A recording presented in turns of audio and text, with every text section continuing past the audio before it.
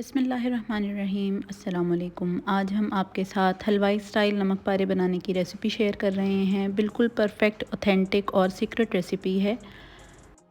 आप एक बार नमक पारों की ये रेसिपी ट्राई करेंगे तो बाकी तमाम रेसिपीज़ आपको फेल लगेंगी। बिल्कुल परफेक्ट रेसिपी है और बहुत ही अच्छे क्रिस्पी क्रंची, बिल्कुल टेस्ट में भी वैसे ही बनकर तैयार होंगे जैसे आप बाहर मार्केट से या किसी हलवाई से ख़रीद कर खाते हैं।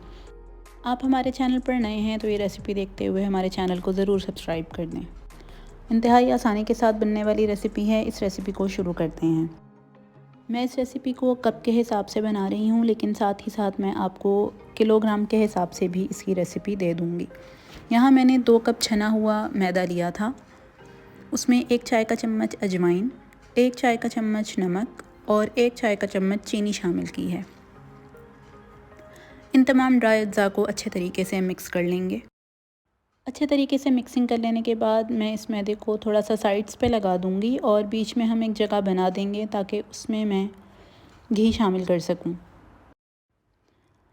एक बात जो हमें ध्यान में रखनी है कि ये घी नीम गर्म होना चाहिए, मतलब ना तो बहुत ज़्यादा खौलता हुआ गर्म हो और ना ही हमें ठंडे घी का या रूम टेम्परेचर पे मौजूद घी का इस्तेमाल करना है। मैंने यहाँ पे 6 खाने के चम्मच जो बेकिंग के लिए इस्तेमाल होते हैं चम्मच, उनसे मैयर करके यहाँ 6 खाने के चम्मच नीम गर्म घी के शामिल किए हैं।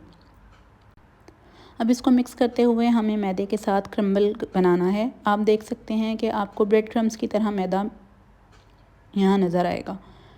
और इस डो के अच्छे होने की पहचान ये है कि जब आप मुट्ठी में इस मैदे को लेके मुट्ठी में बंद करें तो ये आपस में जुड़ना चाहिए।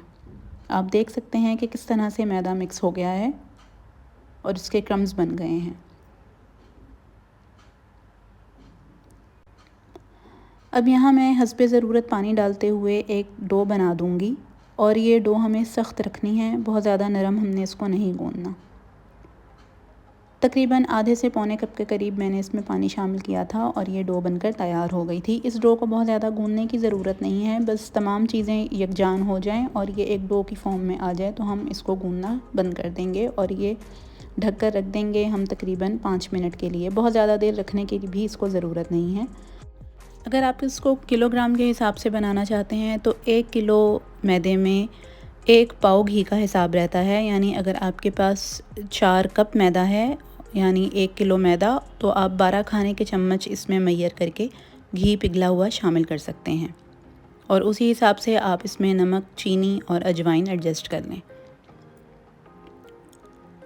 ये आप देख सकते हैं एक हार्ड सा डो मैंने यहाँ पे गूंद कर तैयार कर दिया है। अब इसको किचन टॉवल की मदद से मैं ढक कर रख दूँगी सिर्फ 5 मिनट के लिए और 5 मिनट के बाद हम इसकी कटिंग शुरू कर देंगे। 5 मिनट गुजर जाने के बाद मैंने यहाँ पे डो को 2 हिस्सों में डिवाइड कर लिया है ताकि बेलने में आसानी रहे। अब वर्किंग प्लेस पे मैंने थोड़ा सा मैदा छिड़का है और रोटी की तरह इसको बेलना शुरू कर दिया है। हमें इसको बहुत ज़्यादा बारीक नहीं करना, बस इसकी मोटाई इतनी ही रखनी है जितनी एक नॉर्मल रोटी की होती है। इसको फैलाकर बड़ा कर देंगे। आप हमारे चैनल पर नए हैं तो ये रेसिपी देखते हुए हमारे चैनल को सब्सक्राइब भी कर दें और इस रेसिपी को अपने फ्रेंड्स और फैमिली के साथ शेयर भी कर दें। मुझे उम्मीद है जब आप ये रेसिपी ट्राई करेंगे तो आपको बाकी तमाम रेसिपीज़ फेल लगेंगी और आप कभी भी दोबारा नमक पारे बाज़ार से नहीं ख़रीदेंगे। आप इसकी थिकनेस चेक कर सकते हैं, ये बिल्कुल रोटी की तरह बेल दी है। अब एक तेज़ नाइफ़ की मदद से इसको मैंने कट कर लिया है। इस तरह हमें इसको डायमंड शेप में काट लेना है। बहुत आसानी के साथ इन नमक पारों को उठा लेंगे। ये आपस में चिपकते नहीं हैं और अगर चिपक भी जाएं तो ये घी में जाके अलहदा हो जाते हैं। वैसे तो कमर्शियली सतह पर घी में फ्राई किए जाते हैं, लेकिन मैंने यहाँ पे कुकिंग ऑयल का इस्तेमाल किया है इनको फ्राई करने के लिए। डीप फ्राई करने के लिए मैंने इनको दरमियाने गर्म तेल में शामिल कर दिया था और लो टू मीडियम हीट रखते हुए इसको हल्का हल्का सा चलाते हुए हमको फ्राई कर लेना है। तकरीबन 7 से 8 मिनट लगेंगे इसको अच्छा सा गोल्डन ब्राउन कलर आने में। वक्फे वक्फे से इसको हिलाते रहेंगे ताकि अच्छी तरह से एक जैसा इवन कलर आ जाए इन नमक पारों के ऊपर। अच्छा खूबसूरत सा गोल्डन ब्राउन होने तक हमें इसको अच्छे से फ्राई कर लेना है। आप देख सकते हैं कि इस पर कलर आना शुरू हो गया है। अब हम इसको निकाल लेंगे और ये सर्विंग के लिए बिल्कुल तैयार हैं। इसी तरीके से आप तमाम नमक पारे फ्राई कर लें। मैं यहाँ छोटी कढ़ाई में तल रही हूँ, इसलिए मैं इसको कम कम फ्राई करना पड़ रहा है। आप चाहें तो तमाम नमक पारों को एक ही दफ़ा में फ्राई कर सकते हैं अगर आप बड़ी कढ़ाई में फ्राई कर रहे हैं।